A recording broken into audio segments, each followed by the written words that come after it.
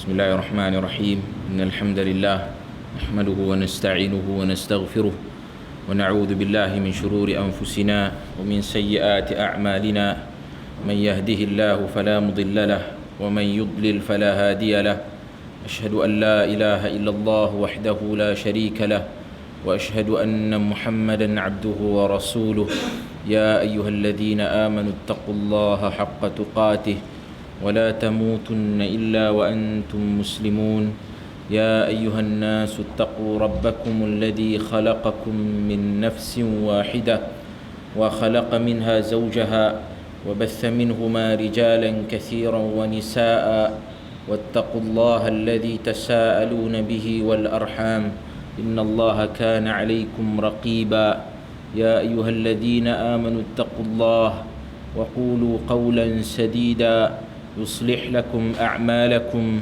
ويغفر لكم ذنوبكم ومن يطع الله ورسوله فقد فاز فوزا عظيما أما بعد فإن أصدق الحديث كتاب الله وخير الهدي هدي محمد صلى الله عليه وسلم وشر الأمور محدثاتها فإن كل محدثة بدعة وكل بدعة ضلالة وكل ضلالة في النار. Hadirin hadirat yang dirahmati Allah sekalian, alhamdulillah kita bersyukur kepada Allah Jalla fi'ula kerana dengan limpah dan kurnianya pada malam ini dengan izin Allah Subhanahu wa taala kita diberikan kesempatan oleh Allah Subhanahu wa taala untuk sama-sama berada dalam majlis ilmu, mendengar ayat-ayat Allah, mendengar sabda baginda sallallahu alaihi wasallam. Mudah-mudahan kita harapkan majlis kita ini akan diberkati dan juga dirahmati oleh Allah Subhanahu wa taala insya-Allah. Hadirin hadirat yang dirahmati Allah sekalian, sebenarnya tak ada sebenar apa saya pakai baju batik ni. Saya main dari bila pejabat. Dia bukan nak kempen pilihan raya dan sebagainya. Hadirin hadirat yang dirahmati Allah sekalian, kita hidup sekarang ni dalam hari-hari yang dipenuhi dengan pelbagai ujian yang Allah Subhanahu wa taala uji kita, dan juga fitnah yang sedang bertebaran di bumi kita Malaysia ini khususnya. Kita harapkan mudah-mudahan hari-hari seperti ini akan berakhir secepat mungkin. Dan saya ingin mengingatkan kepada diri saya dan juga kepada tuan-tuan yang dirahmati Allah sekalian, siapa pun kita semua bakal mati dan bakal bertemu dengan Allah Subhanahu wa taala. Dan setiap apa yang kita lakukan di muka bumi ini akan dihitung dan juga dihisab oleh Allah Azza wa Jalla. Dan apabila itu semua berlaku, kita tak mau sama sekali tergolong di kalangan orang-orang yang disifatkan oleh baginda sallallahu alaihi wasallam sebagai orang-orang yang muflis. Kata baginda sallallahu alaihi wasallam kepada para sahabah, atadruna manil muflis, tahukah kamu siapakah orang yang muflis itu? Lalu baginda para sahabah menjawab, al muflisu fina man laysa lahu dinaran wala dirhama. Orang muflis di kalangan kami adalah orang yang tak ada dinar dan juga tak ada dirham. Ini tak ada duit. Lalu baginda sallallahu alaihi wasallam pun menyatakan bahawasanya orang yang muflis ini sepanjang hayatnya ketika mana di atas muka bumi ini, mafhum kalam baginda sallallahu alaihi wasallam, dia melakukan amal saleh yang banyak.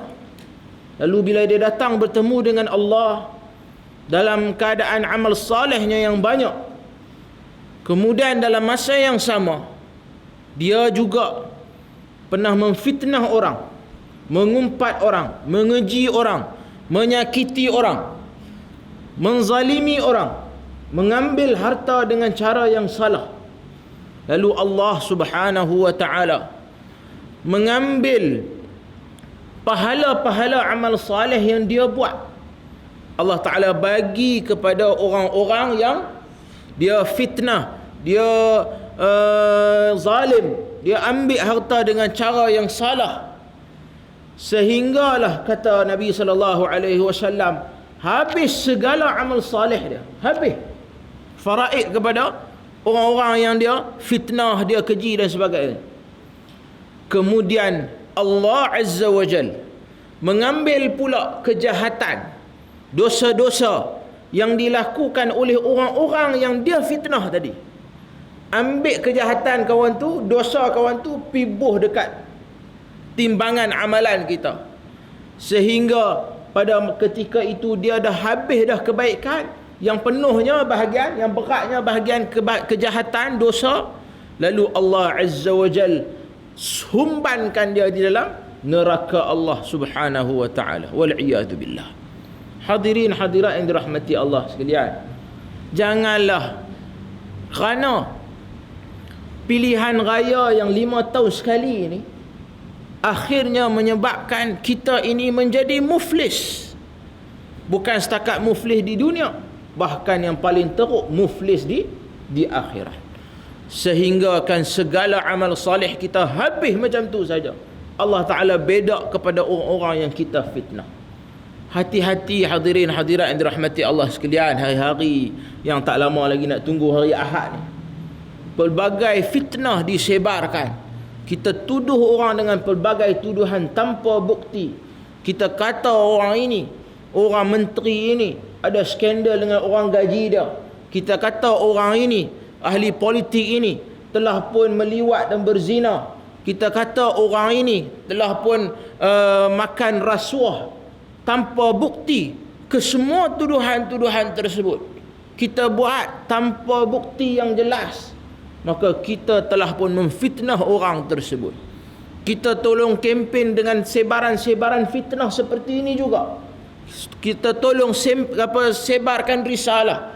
Kita tolong tampal spanduk kan. Kita tampal poster yang ada unsur-unsur memfitnah orang, bahkan mendedahkan keaiban orang. Kesemuanya itu kita lakukan, hakikatnya kita telah pun menempuh tiket untuk kita ni duduk dalam neraka Allah Subhanahu wa ta'ala. Wal'iyadu billah. Jadi saya nasihat tuan-tuan dan juga diri saya, jaga lidah kita, jaga lisan kita daripada melakukan perkara semua itu. Kempenlah dengan cara yang baik kan. Tunjuk saya boleh buat kerja, macam mana saya nak bantu rakyat, sedemikian dengan cara begitu. Tetapi janganlah buat benda-benda yang boleh menyebabkan kita tergolong di kalangan orang-orang yang muflis. Hadirin hadirat yang dirahmati Allah sekalian, pada malam ini insya-Allah kita akan sambung pengajian kita daripada kitab Umdatul Ahkam, yang mana saya rasa kita sampai pada hadis yang ke-90. Betul? 90. Saya rasa betul dah 90 ni. 90 ni kita dah baca dah. Tak baca lagi? Tak baca lagi kan? Baca. Baik. عن أبي هريرة رضي الله عنه قال كان رسول الله صلى الله عليه وسلم إذا قام إلى الصلاة يكبر حين يقوم ثم يكبر حين يركع ثم يقول سمع الله لمن حمده حين يرفع صلبه من الركوع ثم يقول وهو قائم ربنا ولك الحمد ثم يكبر حين يهوي ساجدا ثم يكبر حين يرفع رأسه ثم يفعل ذلك في صلاته كلها حتى يقضيها ويكبر حين يقوم من الثنتين بعد الجلوس. Hadis ini diriwayatkan daripada Abu Hurairah radhiyallahu anhu, katanya baginda sallallahu alaihi wasallam jika hendak mengerjakan salah, baginda bertakbir ketika berdiri, kemudian bertakbir ketika rukuk, lalu mengucapkan sami'allahu liman hamidah ketika mengangkat tulang sulbinya setelah rukuk. Tatkala berdiri beliau mengucapkan Rabbana walakal hamd.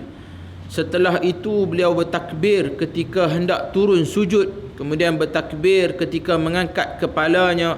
Beliau melakukan yang demikian itu dalam setiap salatnya hingga beliau menyelesaikannya. Beliau juga bertakbir ketika bangkit dari rakaat kedua setelah duduk. Tuan-tuan hadirin hadirat yang dirahmati Allah sekalian, hadis ini menceritakan tentang bagaimana tata cara salat yang dilakukan oleh baginda sallallahu alaihi wasallam dan memfokuskan kepada masalah takbir di dalam salat. Dan daripada hadis ini menunjukkan kepada kita ada beberapa tempat. Antaranya baginda sallallahu alaihi wasallam bertakbir ketika mana baginda berdiri, dan itu merujuk kepada takbiratul ihram. Kemudian baginda takbir ketika mana nak rukuk. Kemudian bila bangun baginda sallallahu alaihi wasallam akan kata sami'allahu liman hamidah. Kemudian baginda akan kata Rabbana walakal hamd. Kemudian baginda akan takbir ketika mana dia sujud. Kemudian baginda bertakbir bila bangun daripada sujud. Takbir kemudian ke sujud, dan baginda buat kesemua amalan tersebut. Dan baginda sallallahu alaihi wasallam juga bertakbir ketika mana bangun untuk rakaat yang ketiga. Untuk bangun ke rakaat yang ketiga. Hadirin hadirat yang dirahmati Allah sekalian, takbiratul ihram memang sepakat para ulama bahwasanya ia adalah wajib. Namun mereka berbeza pandangan pada takbir-takbir yang lain. Dan takbir-takbir yang lain ini dikenali sebagai takbir al-intiqalat. Ini takbir berpindah daripada rukun ke rukun yang lain. Dan para ulama dalam masalah ini, majoriti para ulama berpandangan bahawasanya takbir intiqalat ini termasuk di antara sunnah dalam salat dan ia bukanlah wajib. Namun yang diriwayatkan daripada Al-Imam Ahmad dan juga Dawud Al-Zahiri, mereka berpandangan bahawasanya takbir intiqalat ini adalah wajib.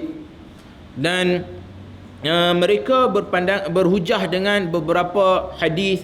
Antaranya baginda sallallahu alaihi wasallam bersabda, "Sallu kama raaitumuni usalli." Lalu apabila baginda sallallahu alaihi wasallam melakukan perkara tersebut, maka kita pun kena melakukan seperti mana yang dilakukan oleh baginda sallallahu alaihi wasallam. Begitulah juga dalam hadis yang lain yang mana secara jelas menunjukkan bahawasanya ia seolah-olah macam wajib, dan ia merupakan antara amalan yang dilakukan, yang dilakukan secara berterusan oleh baginda sallallahu alaihi wasallam. Sebab itu mereka cenderung kepada ia adalah wajib.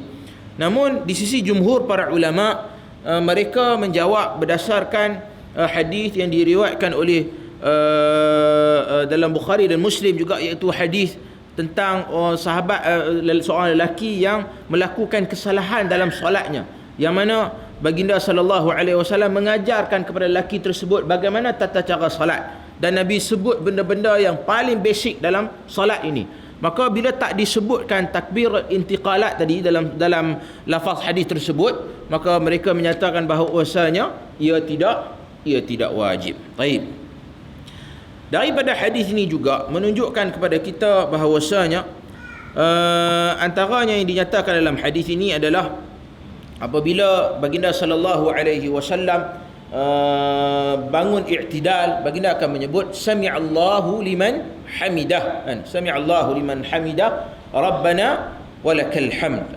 Ia sabit dalam beberapa riwayat datang dengan sami'allahu liman hamidah, Rabbana lakal hamd. Ada juga sami'allahu liman hamidah, Rabbana walakal hamd. Ada juga dengan sami'allahu liman hamidah, Allahumma rabbana walakal hamd. Ada juga dengan sami'allahu liman hamidah, Allahumma rabbana lakal hamd. Jadi ini semua sabit dalam riwayat-riwayat yang sahih, dan kita boleh amal kerana ia dianggap sebagai sunnah yang tanawwu', sunnah yang pelbagai. Cumanya Saya nak ulas sikit tentang masalah bila disebutkan dalam hadis ini baginda sallallahu alaihi wasallam bertakbir, kemudian dia turun untuk nak baginda sallallahu alaihi wasallam turun untuk nak sujud. Dan dalam masalah ini para ulama membahaskan tentang bagaimana proses perkara itu berlaku. Turun sujud tadi, masalah rukuk, masalah sujud itu rasanya banyak kesepakatan daripada benda yang diperselisihi oleh para ulama. Cuma ini dalam masalah bila ada i'tidal tadi, ada i'tidal tu nak turun sujud. Macam mana cara untuk nak turun sujud tersebut? Jadi dalam hal ini kita dapati bahawasanya riwayat yang marfu' daripada Nabi sallallahu alaihi wasallam tidak sabit secara jelas tentang masalah tersebut. Secara jelas.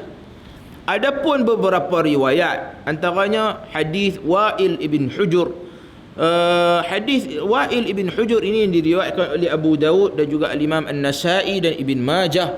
Kita dapati hadis ini ada sedikit masalah kerana dalam hadis ini terdapat perawi yang bernama Shuraik An-Nakhai dan beliau telah bersendirian, panggil tafarrud. Kalau istilah ilmu hadis panggil tafarrud, bersendirian dalam meriwayatkan tentang bahawasanya baginda sallallahu alaihi wasallam bila mana dia nak sujud, yada'a rukbatayhi qabla yadayhi. Baginda yada'u rukbatayhi qabla yadayhi. Baginda sallallahu alaihi wasallam dia meletakkan kedua lututnya sebelum daripada tangannya. Maknanya Nabi letak lutut dulu daripada tangan.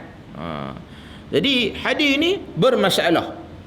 Begitulah juga kita dapati hadis yang masyhur yang diriwayatkan oleh Abu Hurairah radhiyallahu an, baginda sallallahu alaihi wasallam telah bersabda, "Idza sajada ahadukum fala yabruk kama yabrukul ba'ir wal yada' yadayhi qabla rukbatayhi." Baginda sallallahu alaihi wasallam bersabda, apabila seseorang itu kamu ini sujud, maka dia janganlah turun seperti mana turunnya unta, dan hendaklah dia meletakkan kedua tangannya sebelum daripada kedua lututnya. Kedua lututnya. Hadis ini yang diriwayatkan oleh Abu Hurairah radhiyallahu an dalam Sunan Abi Dawud. Hadis ini telah pun dinyatakan kelemahan ataupun kecacatannya oleh beberapa ahlul hadis, antaranya Al-Imam Al-Bukhari dan juga At-Tirmidzi dan juga Ad-Darqutni, kerana dalam hadis ini terdapat perawi yang bersendirian meriwayatkan dengan lafaz sedemikian. Sebab itulah beliau, para ulama hadis dalam masalah ini mendhaifkan riwayat tersebut. Namun kita ada beberapa asar yang sahih, antaranya yang diriwayatkan daripada Umar ibn Al-Khattab radhiyallahu anhu, bahwasanya Umar ibn Al-Khattab beliau apabila dia nak sujud, beliau akan sujud dengan kedua lututnya terlebih dahulu. Kedua lututnya terlebih dahulu. Jadi dalam masalah ini, wallahu alam, kalam ulama dalam hal ini sangat panjang perbincangannya. Paling mudah saya rasa, saya cenderung kepada kesimpulan yang dibuat oleh Syekh At-Tarifi dalam bukunya Sifatu Salatin Nabi. Dia kata dalam masalah ini lebih baik kita ambil pendekatan pilihan dua-dua.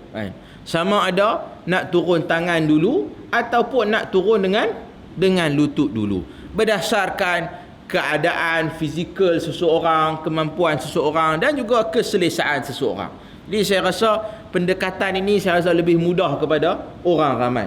Tak ada masalah kau nak turun dengan tangan dulu pun boleh, ataupun nak turun dengan lutut dulu pun boleh. Jangan turun dengan kepala dulu saja sudah. Benda tu memang tak boleh buat pun. Jadi yang pentingnya adalah ia sebagai satu pilihan. Jadi saya rasa untuk kita nak menekankan bahawasanya yang sunnah hanyalah sujud dengan memulakan dengan tangan dahulu, ini juga kurang tepat, kerana riwayat itu didhaifkan oleh beberapa ahlul hadis di kalangan mutaqaddimin. Jadi di kalangan ulama-ulama yang terawal, misal Bukhari, Al-Imam Tirmidzi. Jadi kita harus akur tentang perkara ini dan mengambil jalan tengah dalam hal ini, itu lebih baik. Pilihan sama ada tangan dulu ataupun dengan kaki dulu. Dengan lutut dulu, dengan lutut dulu. Baik. Hadirin hadirat yang dirahmati Allah sekalian.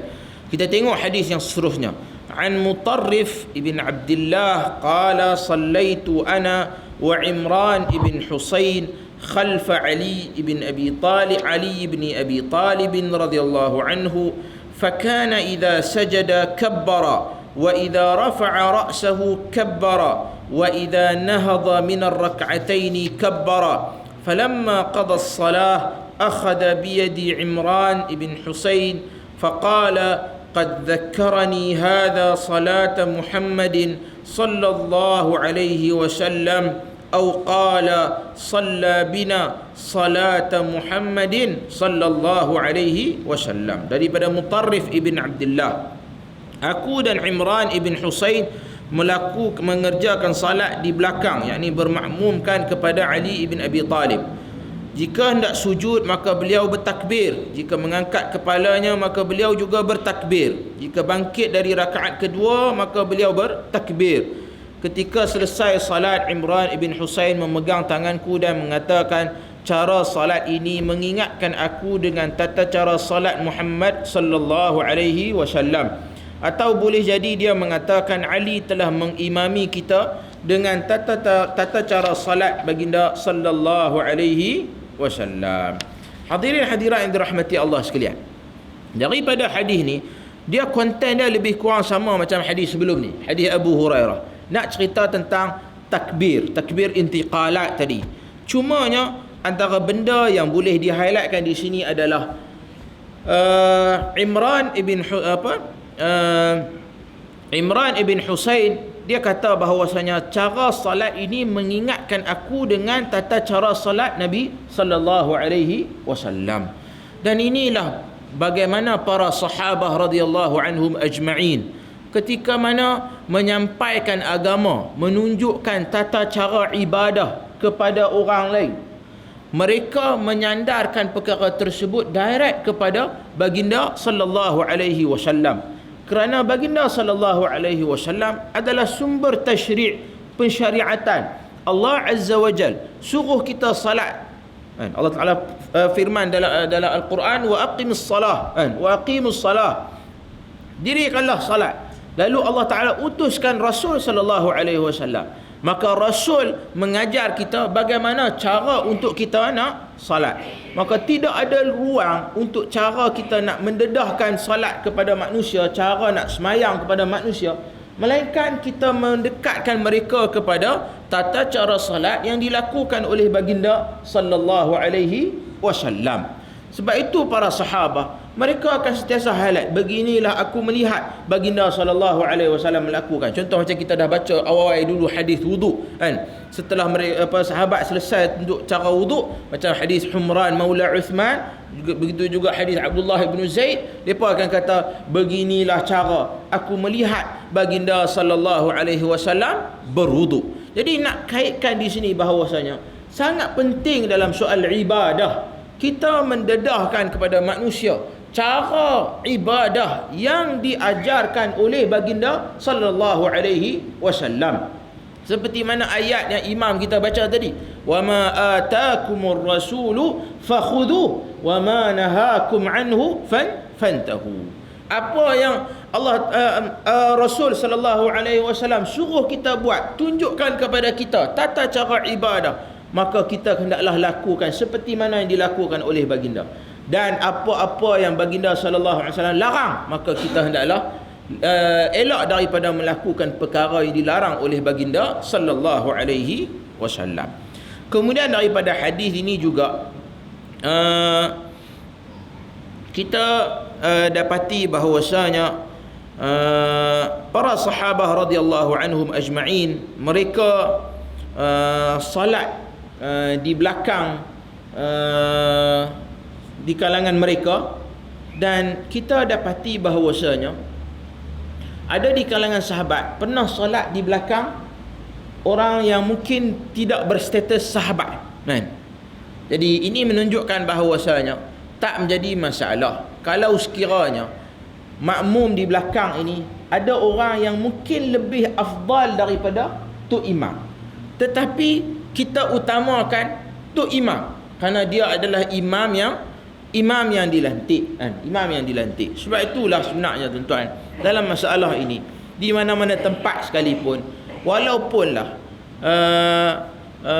adalah di kalangan makmum itu ustaz ke, tok guru ke, maka dalam hal itu sebenarnya siapa yang lebih afdal untuk jadi imam? Yang lebih afdal untuk jadi imam adalah imam yang berada di tempat tersebut.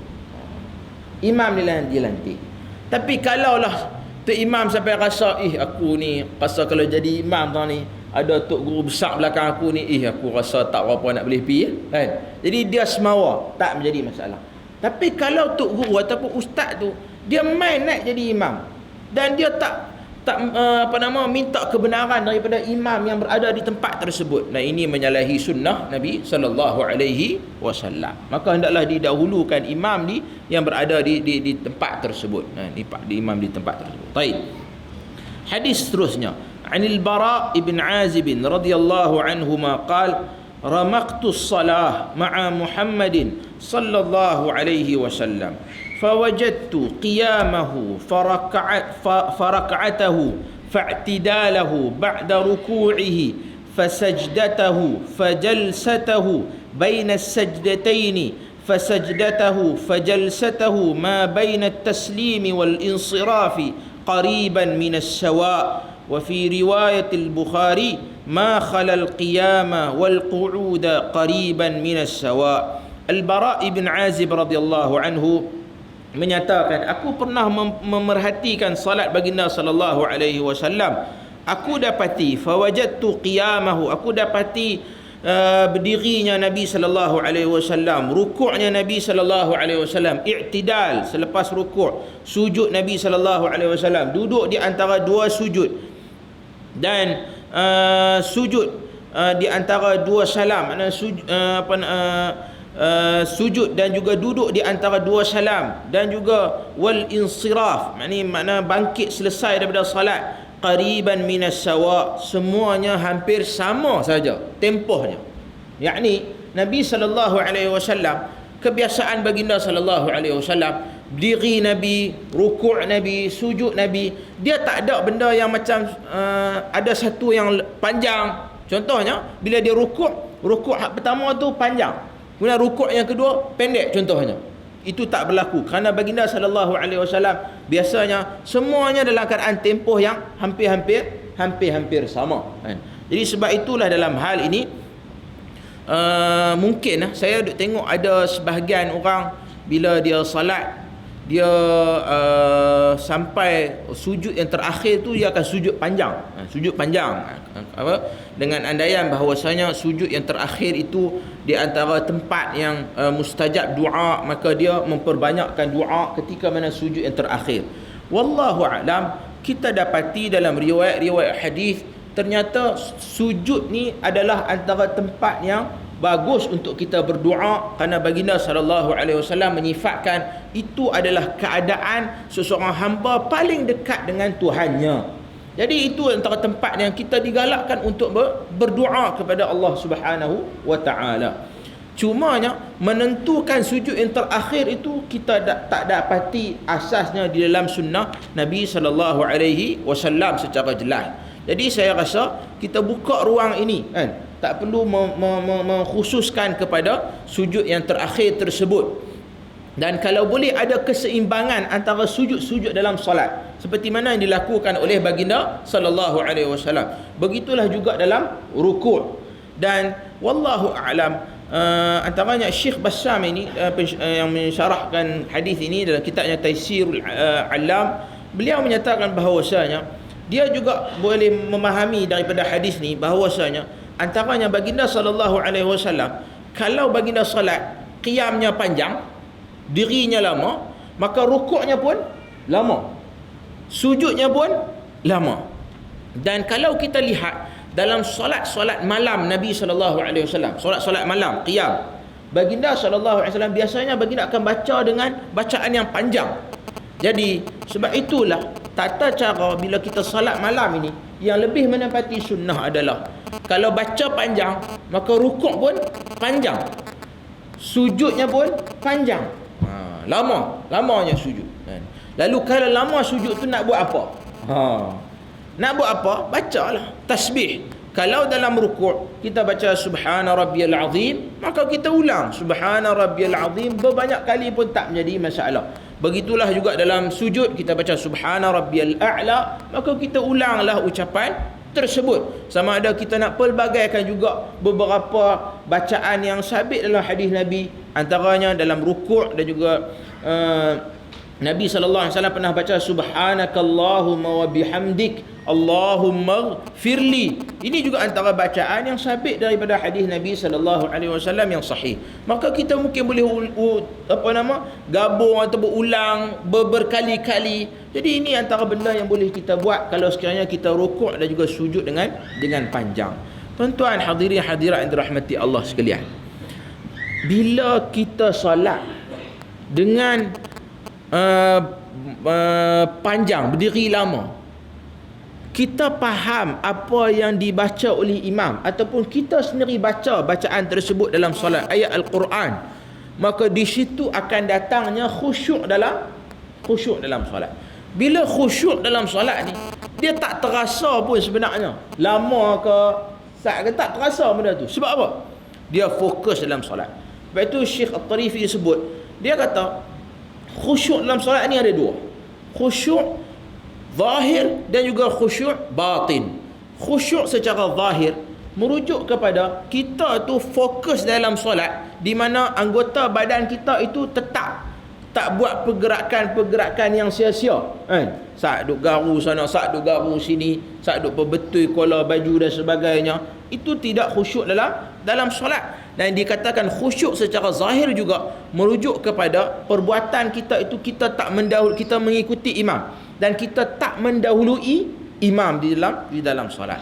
Kemudian yang dikatakan khusyuk secara batin adalah apabila seseorang yang menunaikan salat itu menghadirkan dalam diri dia perasaan keagungan, yang merasakan keagungan Allah Subhanahu wa taala dengan tadabbur setiap zikir yang dibaca dalam solat dan juga ayat-ayat Al-Quran yang dibaca dalam solat. Maka itu yang dikatakan khusyuk secara batin.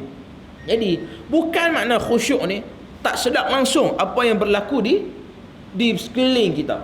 Sebab itulah diriwayatkan dalam Musannaf Ibn Abi Shaybah daripada Abu Uthman An-Nahdi, daripada Umar Ibn Al-Khattab radhiyallahu an, kata Umar, inni la ujahhiza jaishi wa ana fi salah. Kata Umar Ibn Al-Khattab, sesungguhnya aku ini sedang menyusun tentera aku di dalam solat. Mana dia duk susun strategi perang dia tu, macam mana nak susun tentera, siapa duk bahagian depan, siapa duk bahagian belakang, ketika mana dia solat. Jadi adakah ini bermakna Umar ni tak khusyuk dalam sembahyang? Dia duk sibuk, duk fikir benda tu, kan? Begitulah juga beberapa asar yang diriwayatkan daripada sahabat menunjukkan benda yang sama, seolah-olah bahawasanya khusyuk bukan maksudnya kita tu tak ingat benda lain langsung. Teringat juga benda-benda, kan? Teringat sekejap balik nak buat apa, kan? Ataupun teringat ni ada berapa hari lagi lah ni, kan? Macam mana? Kan? Dah habis dah ke? Kawasan-kawasan semua dah pergi ke? Contohnya, kan? Strategi duk fikir, kan? Jadi benda-benda macam tu, adakah dianggap sebagai benda tu dah hilang khusyuk dalam sembahyang? Kita tak kata benda tu, kerana benda tu berlaku kepada Umar Ibn Al-Khattab radhiyallahu anhu. Dan juga diriwayatkan oleh Ibn Jarir At-Tabari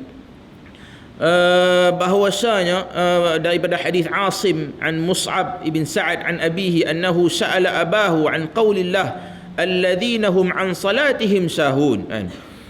Mus'ab ibn Sa'ad ni dia tanya kepada ayah dia tentang ayat Al-Quran, bila mana Allah Taala berfirman alladzina hum an salatihim sahun, yakni Allah Taala sebut tentang golongan yang lalai dalam solatnya. Jadi dia ni kata, ayyuna la yuhaddith bi nafsihi ayyuna la yashu fi salatih. Dia kata, siapa di kalangan kita ni yang tak pernah bercakap dalam diri dia dalam sembahyang, Dia kata siapa di kalangan kita ni yang tak pernah lalai dalam semayang, maknanya dia nak kata semua orang macam tu. Semua orang tengah semayang, sekali dia teringat benda tu, teringat kunci hilang, teringat macam-macam, teringat lapak tak makan lagi, kan? Teringat apa ni, bini di rumah ke apa, macam-macam, teringat macam-macam. Jadi benda tu biasa. Lalu kata ayah dia Sa'ad ni sahabat Nabi SAW, dia kata laisa ma tadhhabu ilaihi innama huwa alladhi yuakhiruha hatta yakhruja waqtaha. Dia kata bukan macam tu sebenarnya cara faham ayat tersebut, tapi yang betulnya yang dikatakan lalai daripada solat itu apabila dia menangguhkan solat sehingga terkeluar daripada waktunya.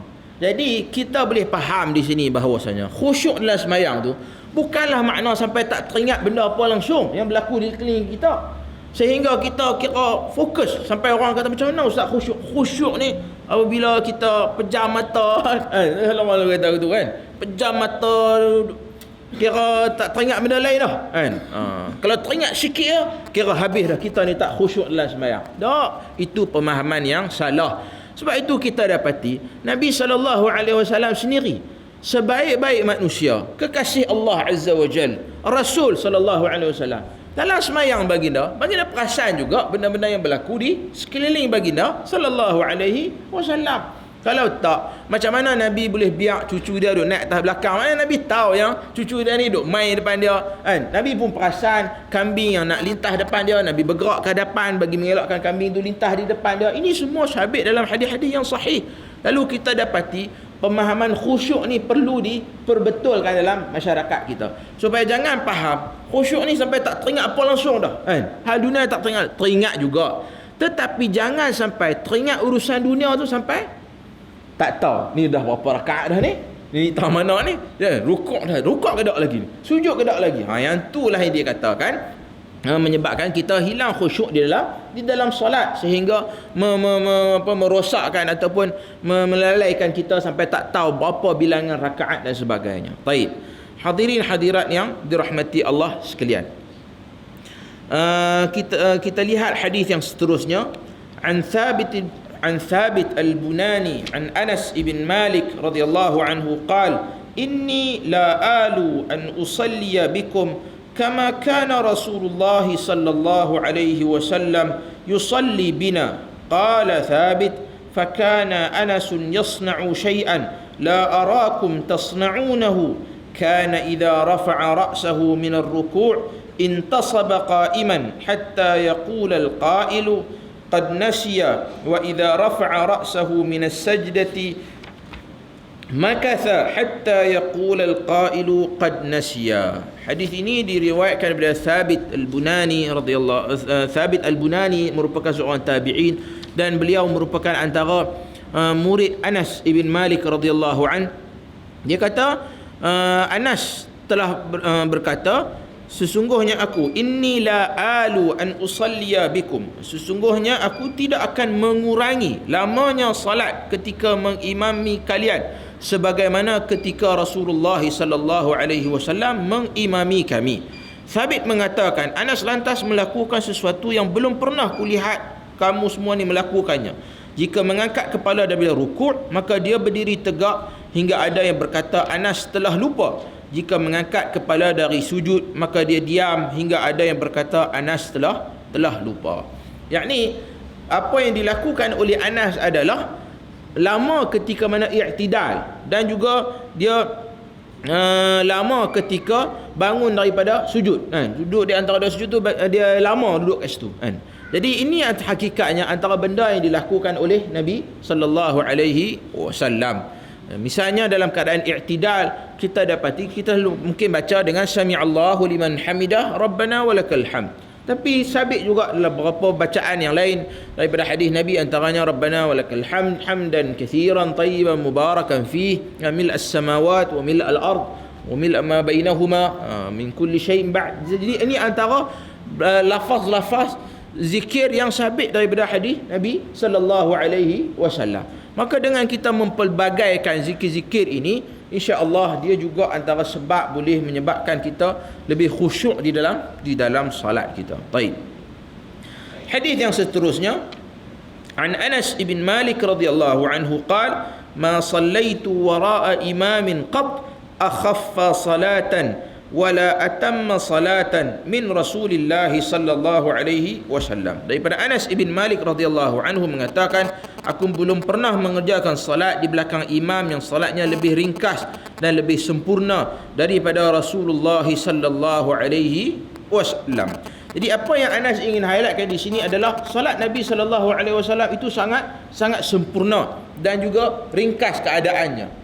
Ini kebiasaannya merujuk kepada salat-salat fardu yang ditunaikan oleh baginda sallallahu alaihi wasallam ketika mana baginda menjadi imam.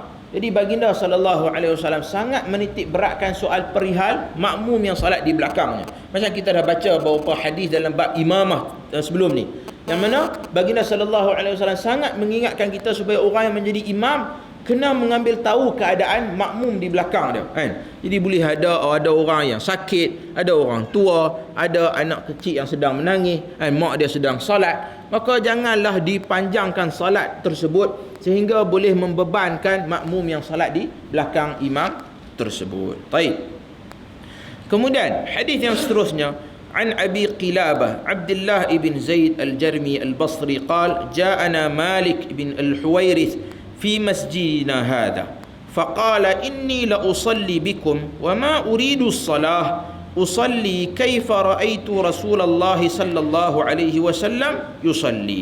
Hadis ini daripada Abu Qilabah Abdullah ibn Zaid al-Jarmi al-Basri, katanya Malik ibn al-Huwairith telah datang ke masjid kami dan dia kata, inni la usalli bikum, aku akan salat dan sebenarnya aku tak mahu nak salat pun. Jadi dia sebenarnya dia nak buat apa? Dia nak tunjuk cara salat Nabi sallallahu alaihi wasallam.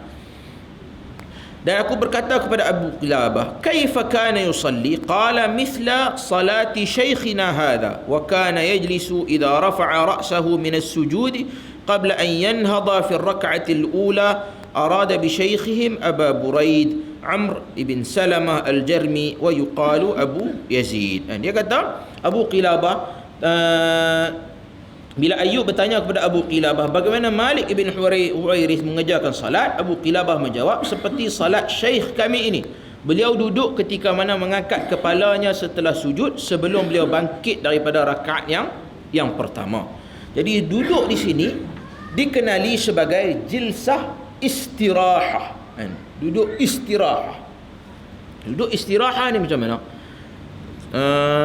Kita duduk seketika sebelum kita nak bangun. Sebelum kita nak bangkit. Jadi perkara tersebut pernah dilakukan oleh baginda sallallahu alaihi wasallam. Cumanya para ulama berbeza pandangan dari sudut adakah ini merupakan amalan yang dilazimi oleh Nabi sallallahu alaihi wasallam. Al-Imam Syafi'i berpandangan bahawasanya jilsah istirahah ini antara benda yang masyru' dan sunat untuk kita lakukan, dan ia juga diriwayatkan daripada qaul Al-Imam Ahmad. Dan manakala yang diriwayatkan daripada beberapa orang sahabat antaranya Umar, Ali, Abdullah bin Mas'ud, dan juga di kalangan para a'imah antaranya Abu Hanifah, Malik, dan juga pandangan yang masyhur dalam mazhab Al-Imam Ahmad adalah tidak disyariatkan jilsah istirahah ini. Namun kata Al-Imam Tirmidzi setelah dia riwayatkan hadis ni, dia kata wa alaihi al-amal inda ahli al-ilmi. Macam saya selalu sebut bahawasanya sangat penting untuk kita meneliti komen Al-Imam Tirmidzi setelah dia sebut sesuatu hadis. Bila dia kata hadis ni telah pun diamal oleh sebahagian para ulama, menunjukkan bahawasanya ada khilaf di kalangan salafus salih dalam mengamalkan hadis tersebut. Yang pentingnya ada diamalkan oleh para ulama di kalangan salafus salih. Dan Ibnu Qudamah dalam kitabnya Al-Mughni, beliau mengambil pendekatan yang pertengahan. Dia kata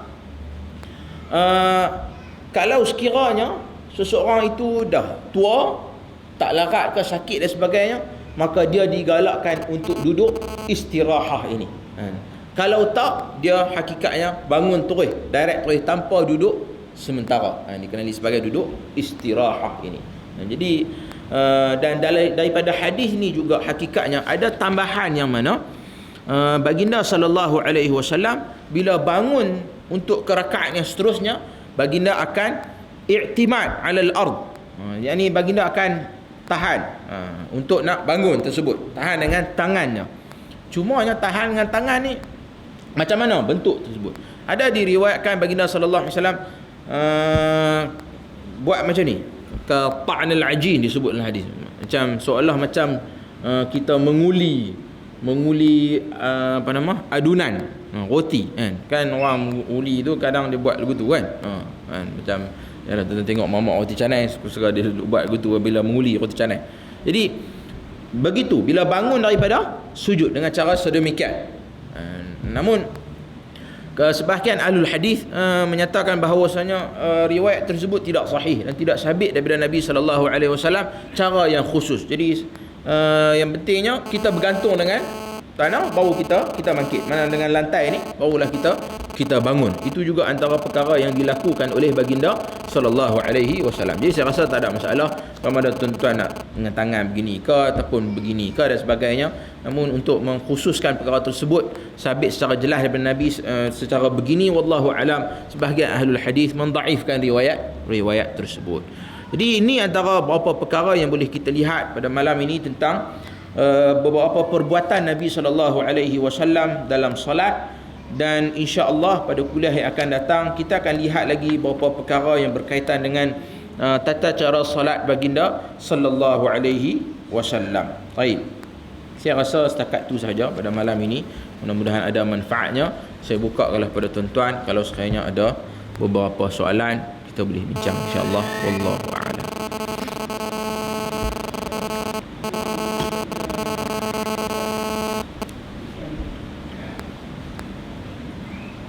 Dia bangkit daripada rukuk,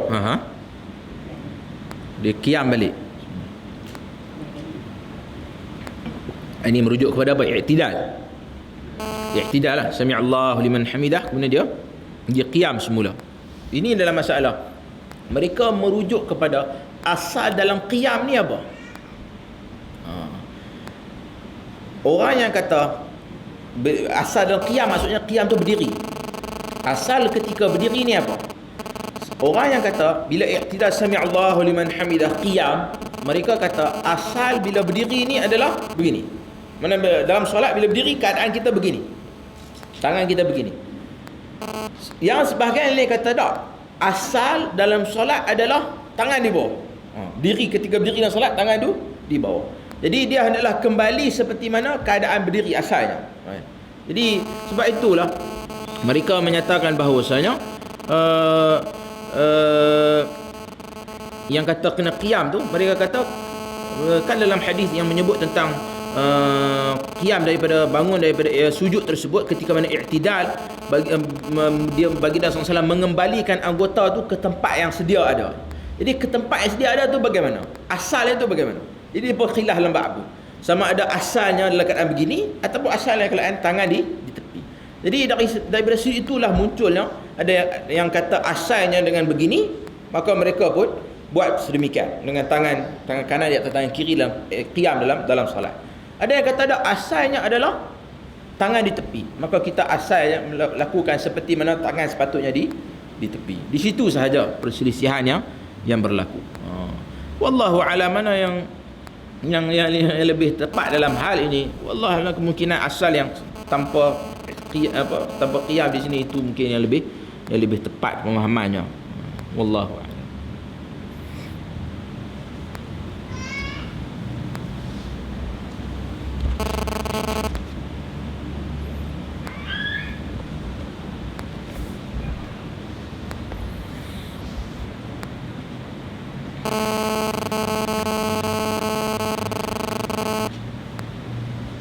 Ada soalan lain?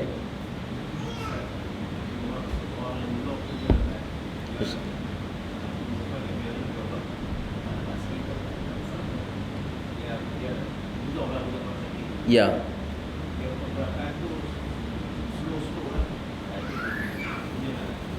Tak menjadi masalah sebab orang yang sakit ini diberikan kelonggaran oleh baginda sallallahu alaihi wasallam. Dan syarak ini syariat yang mudah dan tidak membebankan seseorang yang sakit. sekiranya dalam pergerakan dia dalam solat tersebut ada kekurangan dia beberapa sudut, ataupun dia mungkin agak lambat pergerakannya, itu tak menjadi masalah. Contohnya dalam bab sujud, kan kita dah mengaji sebelum ni, kuliah sebelum ni, sujud tu dengan 7 anggota. Tapi misalnya tangan dia tu sakit, dia cuma boleh duduk gantung begini, dia dengan 1 anggota saja, itu tak menjadi masalah. Boleh tak jadi masalah. Jadi ataupun saya tengok ada sebahagian orang kaki dia tu bersimen kan, dia nak duduk antara 2 sujud tu dia lunjuk, bila dia nak tu setakat mana yang dia boleh buat, dia buat kan. Jadi dalam bab sakit ni Islam memudahkan. Jadi kita buat setakat mana yang kita boleh buat. Wallahu a'lam. Sama ada solat berdiri ke, solat duduk ke, insya-Allah semua tu dibolehkan. Wallah.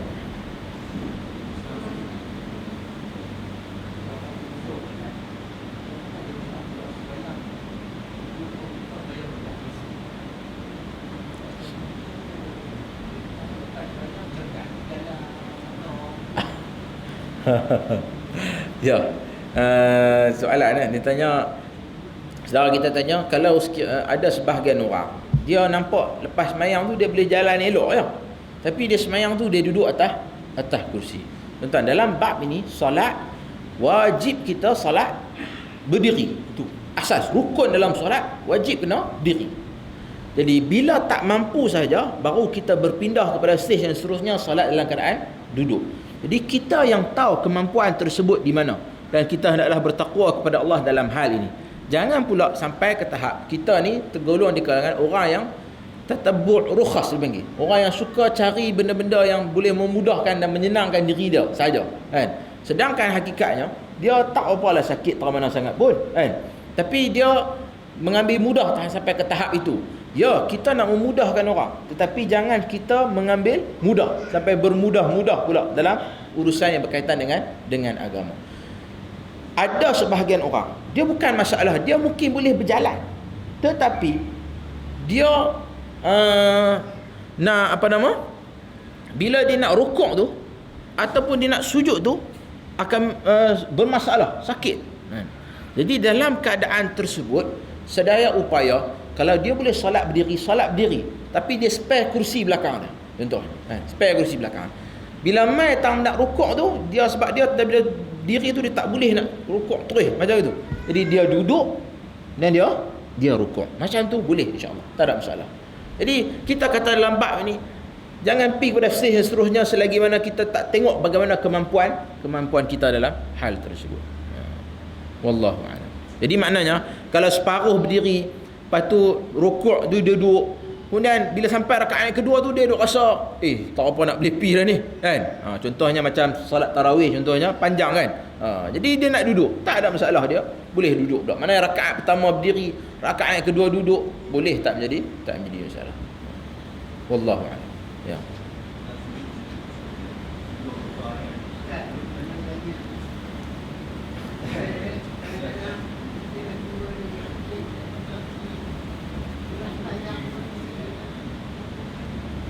Tak apa dengar apa cik? Jana? Uzur kencing.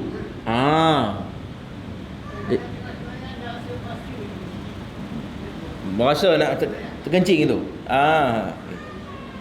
Saya faham. Baik.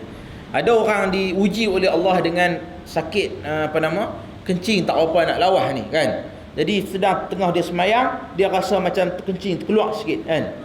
Jadi dalam hal ini, orang yang ditimpa dengan penyakit seperti ini, insya-Allah dia dimaafkan dalam hal ini. Cumanya sebaik-baiknya, bila dia sebelum dia nak solat, dia dah ambil wuduk dengan baik, kencing basuh bagi elok. Kemudian bila dia solat, kalau boleh pakailah seluar dalam, supaya kalau terkeluar kencing tersebut taklah tersebar pula di tempat-tempat yang lain. Mungkin kena dekat seluar dalam dia tersebut itu sahaja, kan. Dan kalau sekiranya benda tu berlaku juga dalam solat, maka tak apa, itu dimaafkan, dan insya-Allah salat dia itu diterima oleh Allah Subhanahu Wa Taala. Sebab benda tu dianggap sebagai sakit. Dan tak perlulah sampai ke tahap nak kena buat satu semayang yang khusus. Sebab saya dengar ada orang duk habaq kata ada semayang khusus untuk kafaratul bauli, bagi salat kafarah disebabkan oleh kencing. Jadi saya rasa solat ni tak pernah ada dalam sunnah Nabi sallallahu alaihi wasallam. Baik, soalan tadi apa?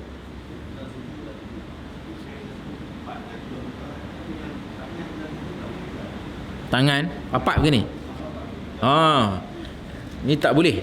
Tak boleh. Dalam hadis sebelum ni kita dah baca larangan duduk seperti mana duduk anjing. Itu rapat tangan ke bawah begini. Tak boleh. Tak boleh. Itu termasuk di antara larangan dalam solat.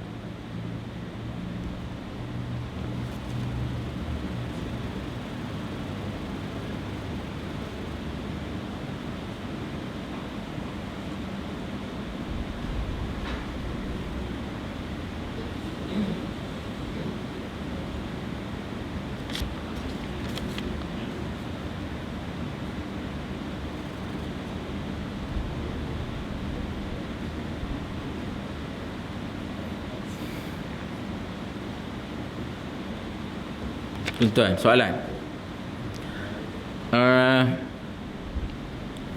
Ada pasangan yang nak kahwin. Mereka masih muda, masih belajar. Tapi nak kahwin lah.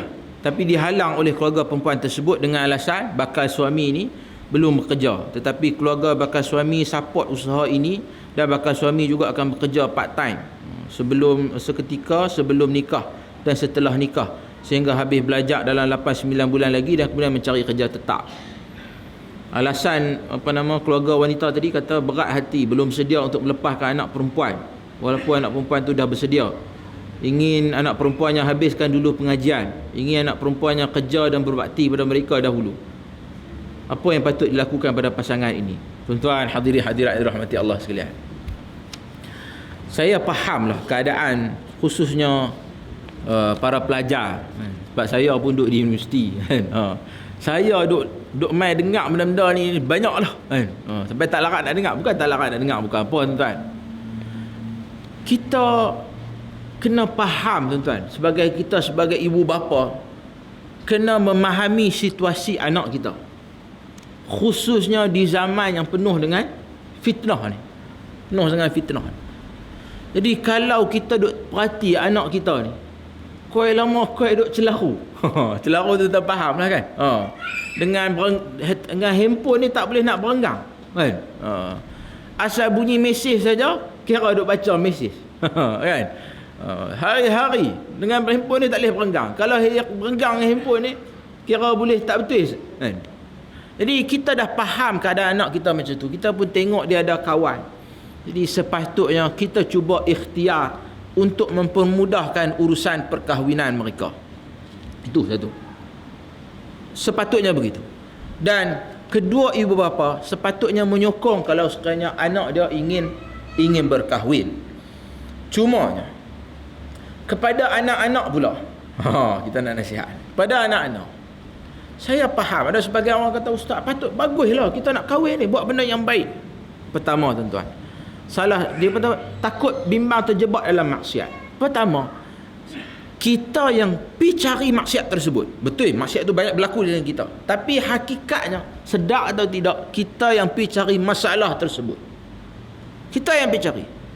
Sedangkan kita tahu bahawasanya hubungan lelaki dan wanita ini ada batas-batas yang jelas yang ditetapkan oleh syarak. Kenapa Al-Quran suruh kita lelaki dan wanita tundukkan pandangan kita? Sebab apa? Ada sebabnya.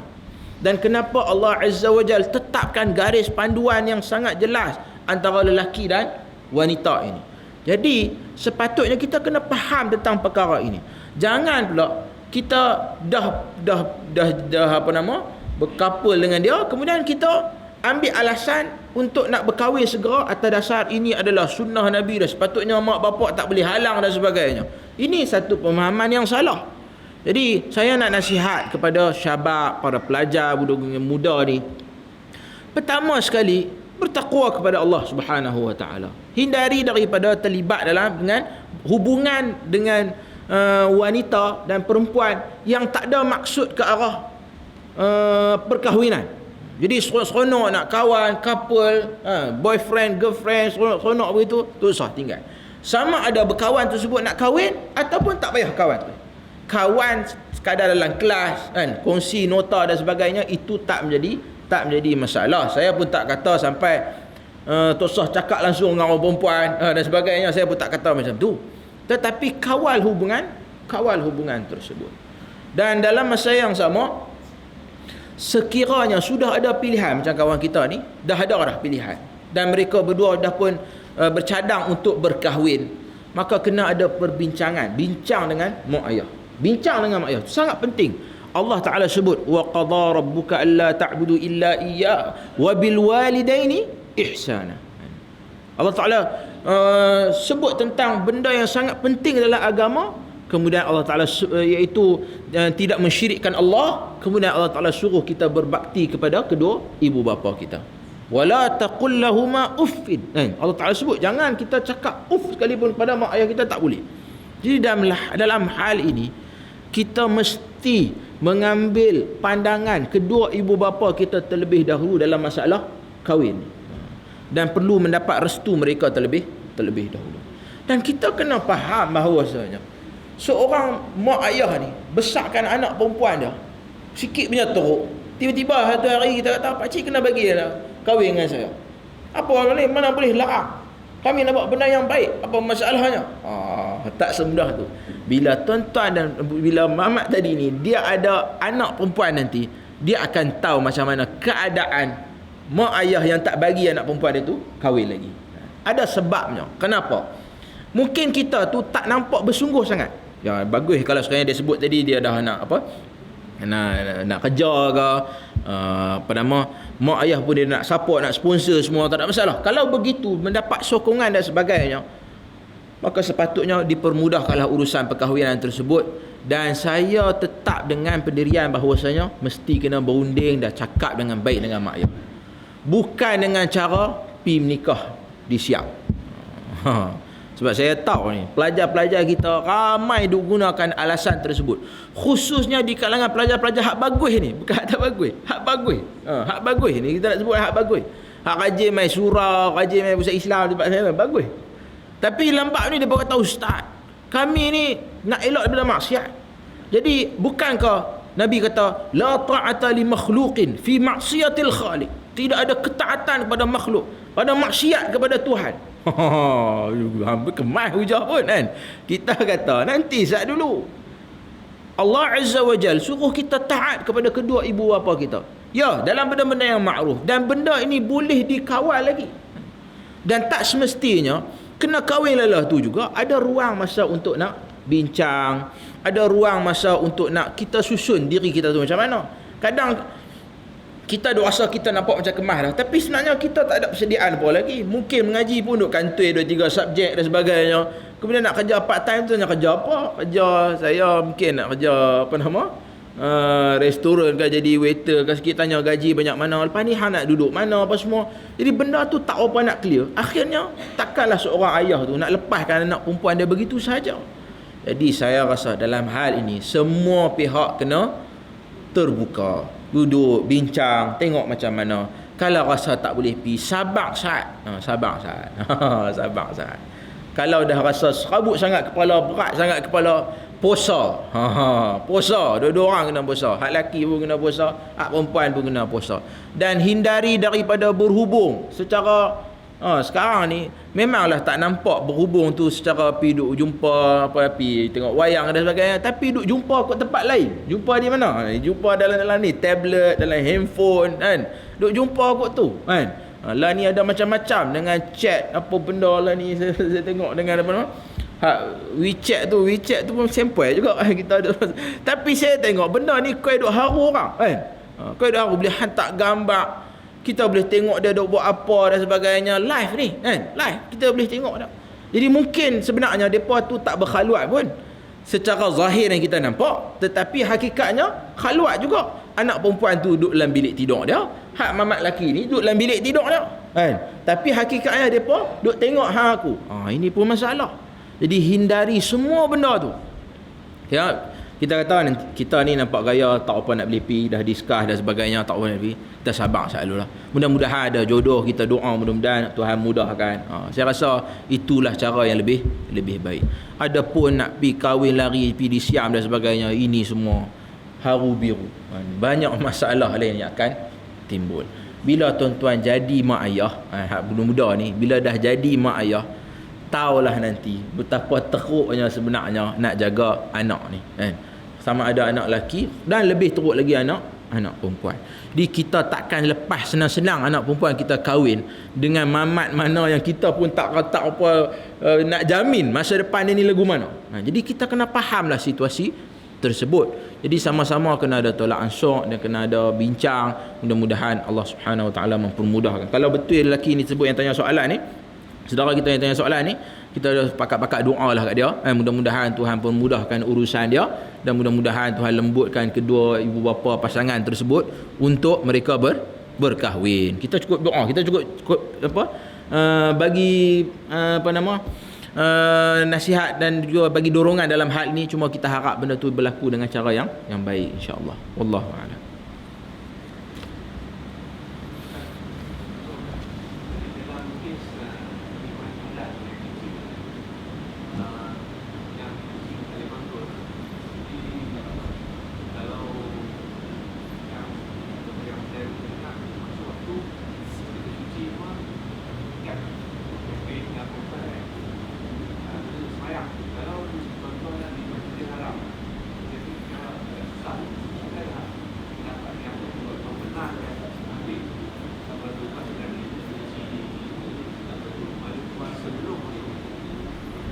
Ya, betul. Macam tu, macam saya katakan tadi. Sebelum masuk. Aha.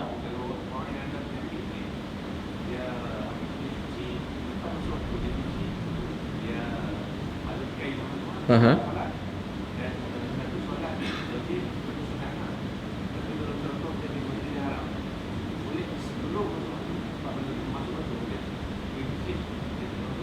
Ya.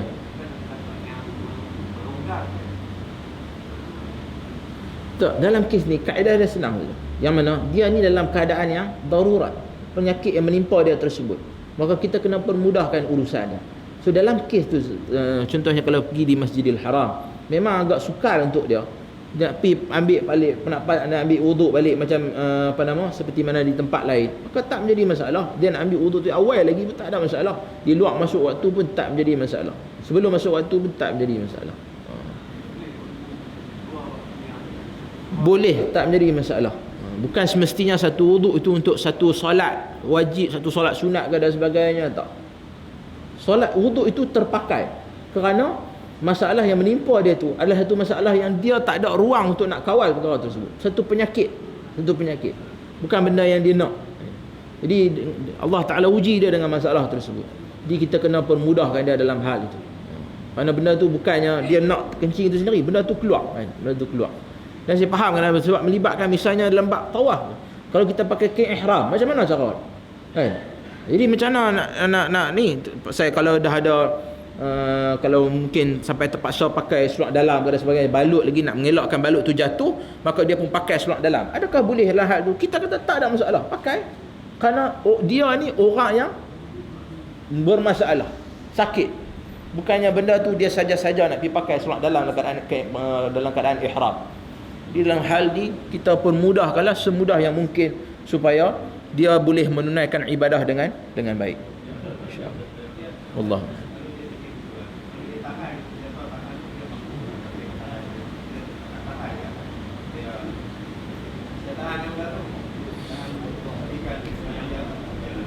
Tahan. Tak terkeluar. Orang yang ada masalah ni, dia sebenarnya dia tak boleh tahan. Dia hilang daya nak tahan kencing tu. Faham tak? Jadi benda tu keluar. Benda tu keluar dengan sendirinya.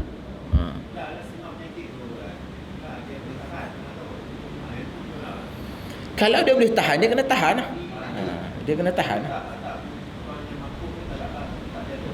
Dah. Tak itu. Allah. Baik tuan-tuan, boleh lah. Kalau tak ada apa-apa, insya-Allah kita berhenti setakat ni dahulu.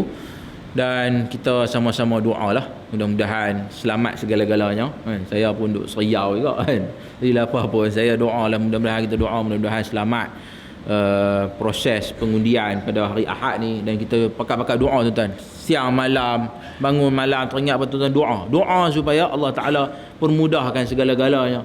Minta Allah Ta'ala selamatkan negara kita daripada sebarang benda-benda yang tak diingini. Dan kita doalah mudah-mudahan apa yang berlaku selepas pada 5 hari bulan itu adalah terbaik untuk negara kita, insya-Allah. Kita berkat doa tuan-tuan, mudah-mudahan Allah Taala menyelamatkan kita daripada sebarang fitnah dan juga mengekalkan nikmat keamanan dalam negara kita ini, insya-Allah. Wallahu alam. Assalamualaikum warahmatullahi wabarakatuh.